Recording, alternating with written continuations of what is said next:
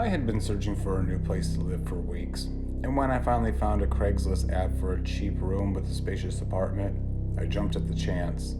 The listing seemed perfect: affordable rent, quiet neighborhood, and the owner, Emily, sounded friendly enough. When I arrived at the apartment, Emily greeted me at the door with a smile. The apartment was nice. Emily led me to the room, which was cozy, with a window overlooking a small garden. "It's yours if you want it," Emily said, almost eagerly. I agreed, and then I went over the details quickly.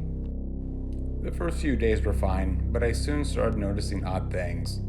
Emily would disappear for hours at a time, often without a word. At night, I would hear faint whispers from the other side of the wall, sometimes find the lights on in the living room, even though Emily had promised she'd be gone.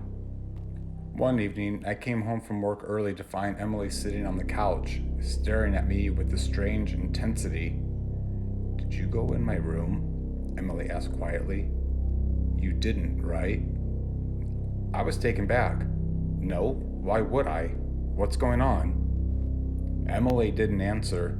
Instead, she walked past me and into the hallway where she stopped in front of the closet door to the room next to mine. "I just don't like people going into my things," Emily said in a low voice. "I don't like anyone touching what's mine." I felt uneasy but didn't press it further. That night, after Emily had left, I noticed something strange in the living room. A small framed photo on the coffee table. It was a picture of Emily and a younger woman who looked eerily similar to me. The woman in the photo looked like her, but it wasn't her. The same hair, the same eyes, only older.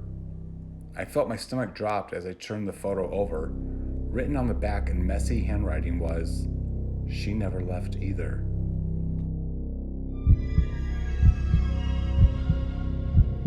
Jenna had been searching for a used couch on Craigslist for weeks. Her new apartment needed some furniture, but she didn't have much money.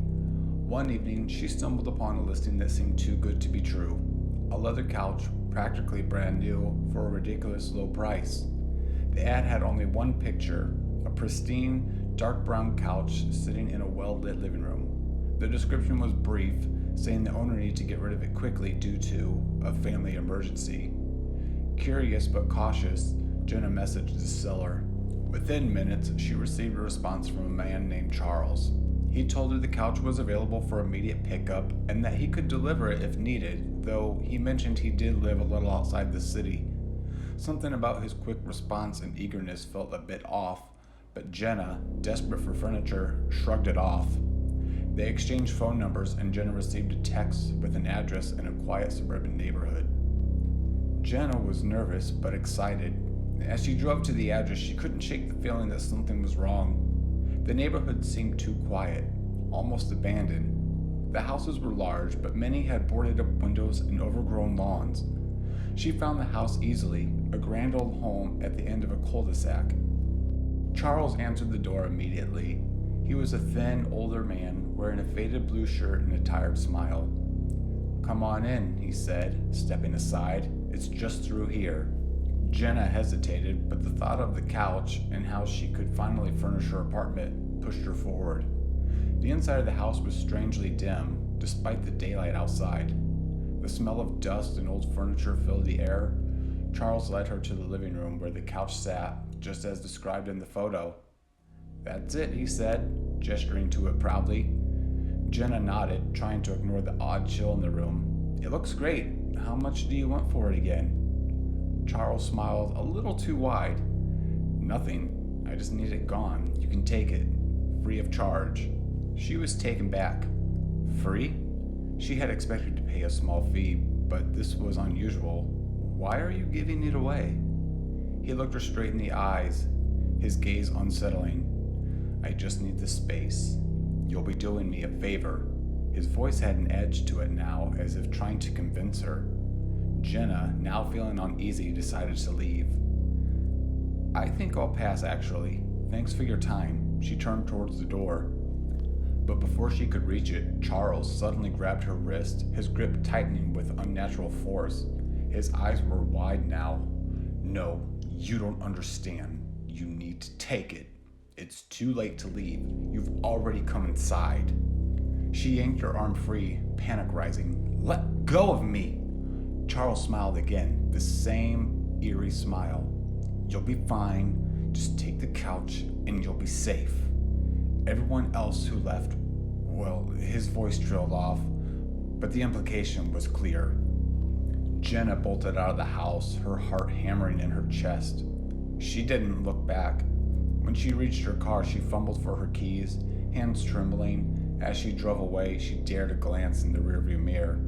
The house was no longer dark. The front of the windows, which had once been boarded up, now gleamed brightly, as if someone had turned on every light inside. And standing in the window watching her leave was Charles, but this time he wasn't smiling. His face was contorted with rage, and he raised his hands in the air as if trying to signal something. Jenna never went back to that neighborhood. She deleted the Craigslist ad from her phone, but weeks later received an email from Charles. The subject line simply read, "You should have taken the couch." There was no message in the body, just an attachment. A picture of her apartment taken from across the street, and the couch sitting perfectly in her living room. Sarah had just moved to a new city and needed a few things to make her apartment feel like home. She wasn't picky, just a coffee table, maybe some lamps, and a few odds and ends. Browsing Craigslist late one evening, she found an ad that caught her attention. Free stuff. Take it all. The ad was simple, with a few blurry photos of a small apartment, bookshelves, a couple of chairs, some knickknacks, and a promise that everything needed to be gone by the weekend. Sarah clicked on the contact link and sent a quick message. "Hi, is this stuff still available? I'm interested in picking it up tomorrow." The response was immediate. "Yes, it's all still here. The address is 21 Oak Ridge Lane. Come by any time afternoon. Just ask for Mike." The place was on the edge of town, a little further than she usually go, but Sarah figured it would be fine. She needed the items, and it was only a short drive. The next day, she arrived just past noon. The house was older, tucked away behind a tall iron gate. It seemed a bit run down, but the yard was tidy, and the curtains were drawn. So she figured it was just an older neighborhood. She rang the doorbell and waited. A moment later, the door opened. A man stood in the doorway, his face friendly, but his eyes slightly too intense. "You must be Sarah. I'm Mike." He smiled, his hand extended for a shake. "Hi, Mike," she replied, shaking his hand. "I saw your ad.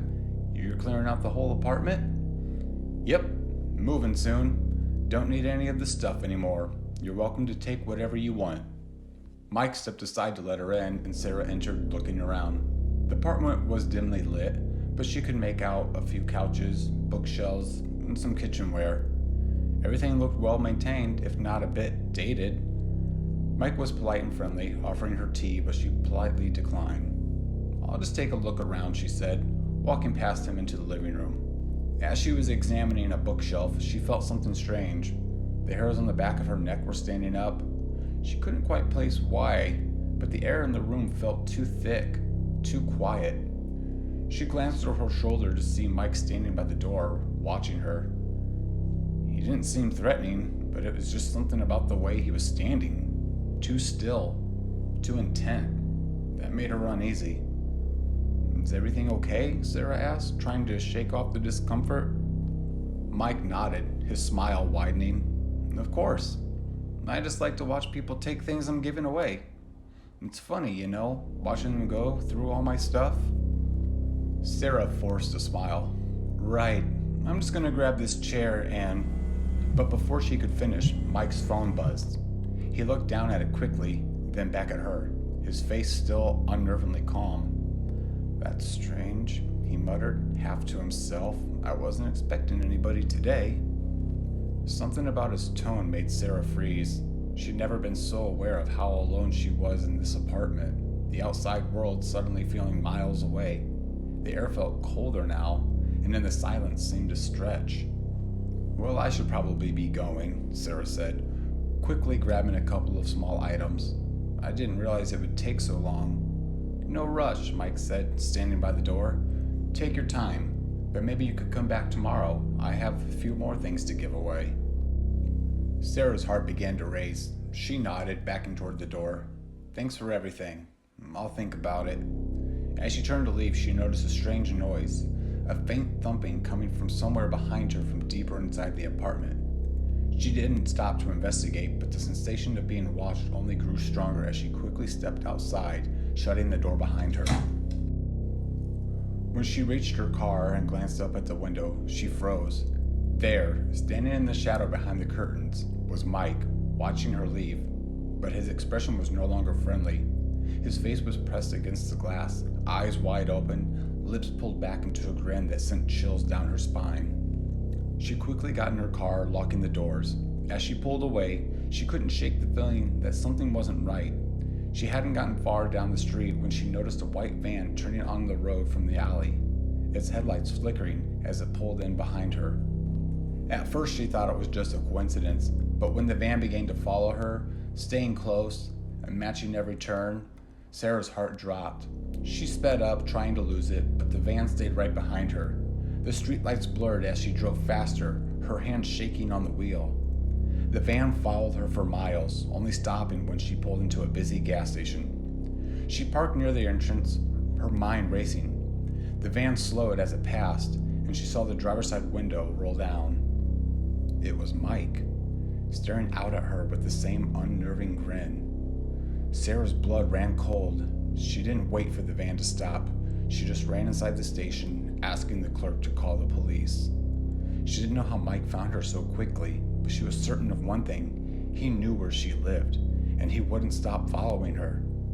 That night, she locked every door and window in her apartment, but couldn't shake the feeling that someone was still watching. A few days later, she got a Craigslist notification. Free stuff. Need to clear out fast. The address was the same one Mike had given her, but now there was a new message attached. Come back. I'll be waiting.